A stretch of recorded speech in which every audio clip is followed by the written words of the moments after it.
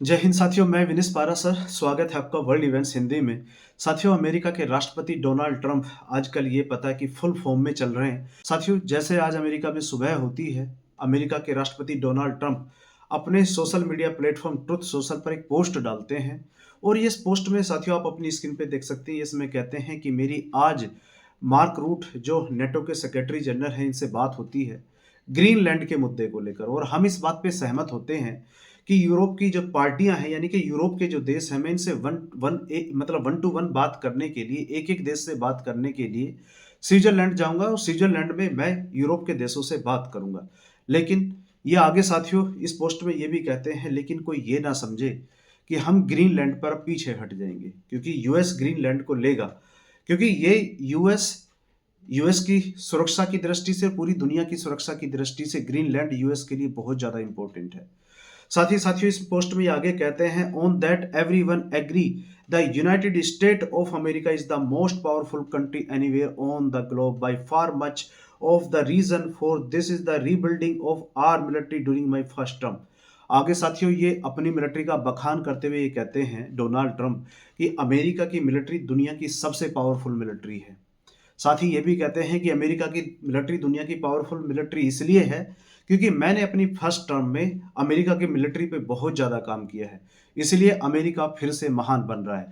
साथियों, Donald Trump mark root से इनकी जो बात होती है, उस पे जो भी कन्वर्सेशन मार्क रूट के साथ इनका हुआ, उसको ये social media platform truth social पर ये पोस्ट के रूप में डाल देते हैं। उसके बाद साथियों कुछ समय बाद, उसके लगभग 2 घंटे बाद, ये डोनाल्ड ट्रंप रुकते नहीं है, एक पोस्ट और डालते हैं। आप ये अपनी स्क्रीन पे देख सकते हैं, यहाँ पर डोनाल्ड ट्रंप, इनके हाथ में अमेरिका का फ्लैग है और इनके पीछे इनके उपराष्ट्रपति जेडी वेंस और साथ ही इनके विदेश मंत्री मार्को रूबियो, ये दोनों हैं। डोनाल्ड ट्रंप के हाथ में अमेरिका का फ्लैग है और यहाँ पे एक बोर्ड लगा हुआ है जिसपे लिखा हुआ है ग्रीनलैंड यूएस टेरिटरी, यानी कि ग्रीनलैंड यूएस टेरिटरी है। यानी कि ये साफ संकेत ये दे रहे हैं, मार्क रूट से बात करने के बाद, यानी कि नेटो के सेक्रेटरी जनरल से बात करने के बाद, यहाँ डोनाल्ड ट्रंप साफ संकेत ये दे रहे हैं कि हम रुकेंगे नहीं, ग्रीनलैंड हम लेकर रहेंगे। और डोनाल्ड ट्रंप साथियों यहाँ नहीं रुकते, उसके कुछ समय बाद फिर ये एक पोस्ट और डालते हैं जहां पर यूरोप के सारे लीडर अमेरिका के राष्ट्रपति डोनाल्ड ट्रंप के सामने बैठे हुए हैं।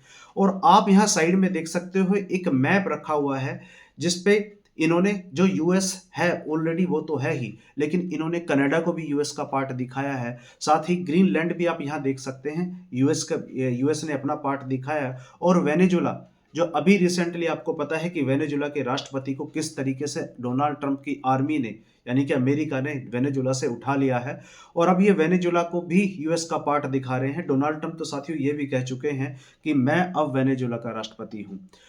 साथियों आज के समय डोनाल्ड ट्रंप जो ये कर रहे हैं, डोनाल्ड ट्रंप ने ये कहा है कि ग्रीनलैंड हम लेंगे, ग्रीनलैंड, क्योंकि यूएस की सुरक्षा की दृष्टि से ग्रीनलैंड बहुत ज्यादा इंपॉर्टेंट है। तो हुआ क्या साथियों, यहाँ पर फ्रांस, जर्मनी और यूनाइटेड किंगडम, इन्होंने अपनी मिलिट्री के कुछ ट्रूप्स इन्होंने ग्रीनलैंड में डिप्लॉय कर दिए।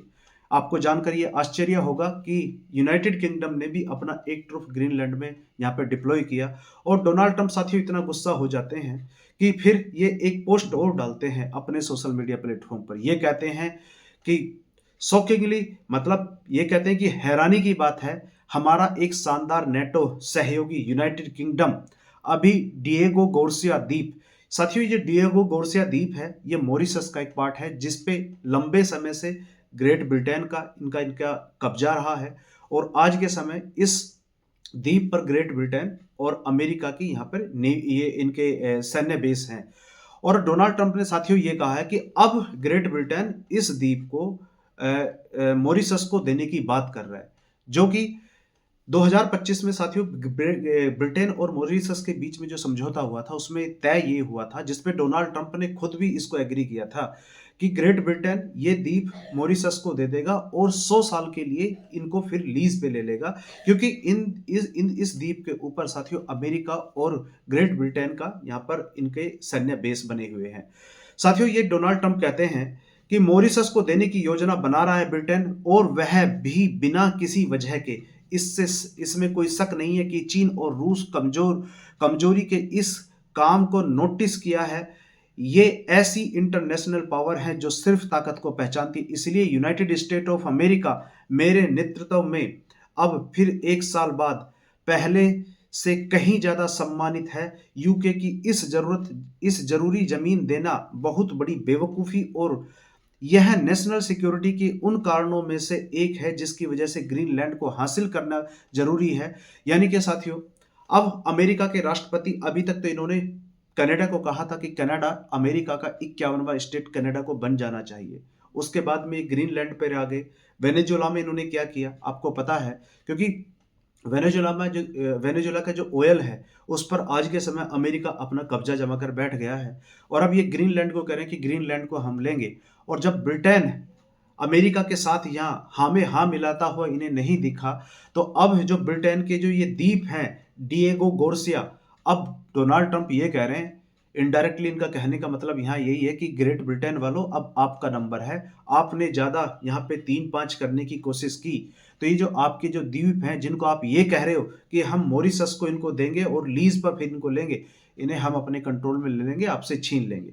साथियों, ये डेवलपमेंट आज के समय दुनिया में चल रही है। और इसके बाद साथियों, आपको जैसे पता है डोनाल्ड ट्रंप ने फ्रांस को भी यहाँ धमकाया, क्योंकि आपको पता है कि जो आज के समय डोनाल्ड ट्रंप ने गाजा पीस बोर्ड बनाया है, इसमें फ्रांस के प्रेसिडेंट को इन्होंने इनवाइट किया है।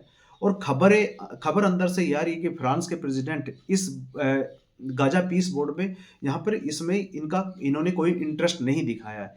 इसी के चलते जब पत्रकारों ने डोनाल्ड ट्रंप से सवाल किया तो डोनाल्ड ट्रंप का यहाँ ये कहना था कि ठीक है, यदि वो शामिल नहीं होंगे तो कोई नहीं, लेकिन हम जो फ्रांस की वाइन है, यानी कि जो फ्रांस की वाइन, इस पर 200% टैरिफ लगा देंगे।